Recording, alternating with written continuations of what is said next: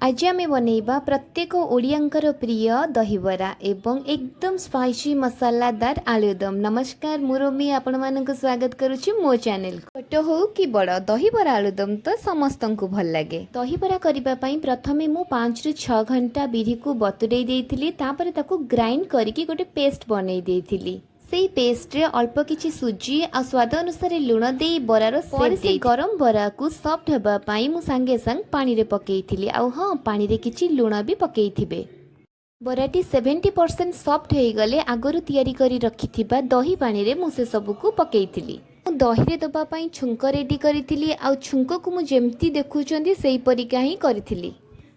से फुटण आ भृषंग टिके अधिका देइथिबे, काहेकि ना मते लागे दही पानी रो टेस्ट सेतेबेले जेतेबेले ता छुंकटा भल होई थाए। एबे बरागुडी को दही पानी रे 2 रु 3 घंटा छाडी देबे भिजिबा पई, आ से सॉफ्ट हे कि बाहरी पटे आलुदम रो प्रिपरेशन करि। आलुदम पई मु प्रथमे अदा रसुण पियाज को एकाथर करे पेस्ट करि, जहां भी मसाला अछि सब गुडा को मु एकाथर करे ऐड करि। मसाला रो तेल बाहरिले काटी रखिथिबा आलू को पकाई प्राय 70% कुक करि नेबे। आ सेतिरे पानी देई सल्ला परे आ 20% कुक कर लास्ट भाजी रखिथिबा कस्तूरी मेथी आ गरम मसला पके रेडी कर दियंतु मसालादार आलुदम।